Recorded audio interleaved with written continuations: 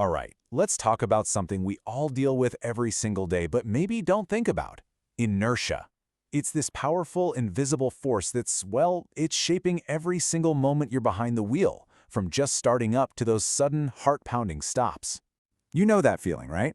You take a turn a little too fast, and suddenly you're pushed up against the door. Or maybe you have to slam on the brakes and you feel yourself lurch forward. That's not just your car doing its thing, that is pure physics in action. And honestly, getting a handle on it is the key to staying in control on the road. So what is that feeling? Well, it's physics, plain and simple. Let's really unpack the invisible force that's at work in your drive. Okay, so what is inertia? At its core, it's actually pretty simple. It's basically the universe's way of saying, I don't like change. It's the resistance that any object, your car, your body, even that coffee in your cup holder, puts up against any change in its motion.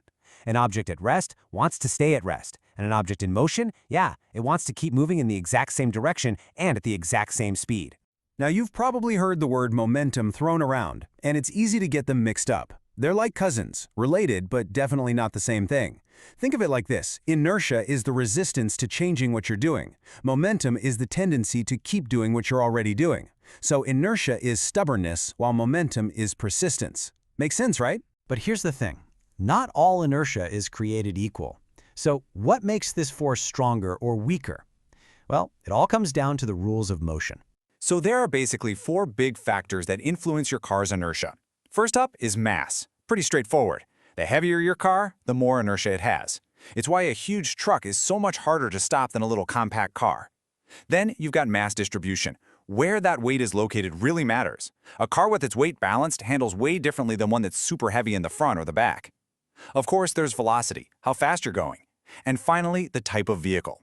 A tall SUV has a high center of gravity, which means its inertia can make it want to tip over in a sharp turn, way more than a low-slung sports car. But hold on a second. Let's go back to that speed factor, because its impact is, well, it's not what you'd probably guess. The relationship isn't one-to-one. The faster you go, the inertia you have to fight builds up way, way faster than your speedometer. And here's the mind-blowing part. It's all about kinetic energy, the energy of motion. And that energy doesn't just go up with your speed, it goes up with the square of your speed. So let's say you double your speed from, 30 to 60 miles per hour. You might think, okay, my brakes have to work twice as hard. But nope, not even close. You actually have 4 times the energy for your brakes to get rid of. 4! That one little piece of physics is why your stopping distance increases so dramatically with speed, and why the forces in a crash get so much bigger. It really makes you think about speed limits differently, doesn't it? Okay, so we've been talking about the car, but what about you? This isn't just about the vehicle, it's about your body too, because you follow the exact same rules of physics.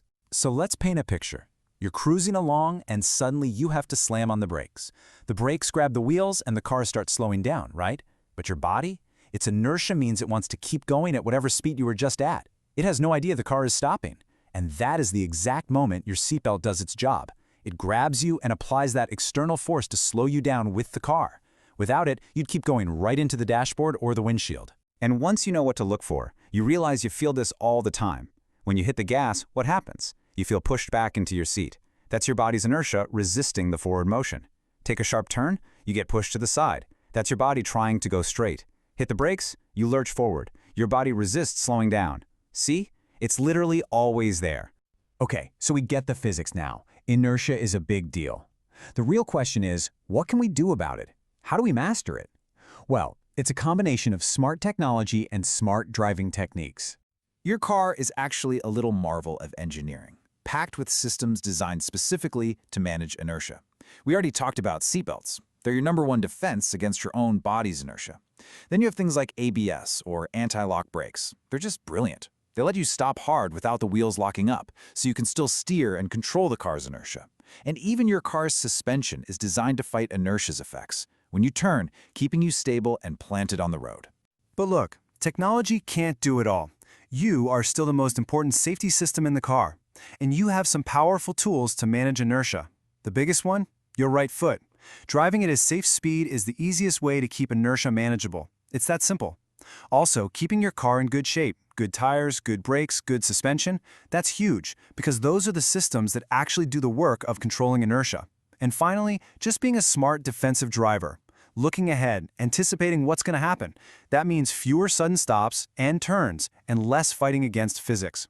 So at the end of the day, understanding inertia is really about empowerment. It helps you predict what your car is going to do, so you can truly stay in control. And that leaves me with one final thought for you. We talked about how inertia isn't just about how much weight you have, but where that weight is. So, the next time you're packing your car for a road trip, think about it like a physics problem. How might carefully balancing that load, the heavy stuff low and in the middle, actually give you an extra edge in control? Please like, subscribe, and get notified.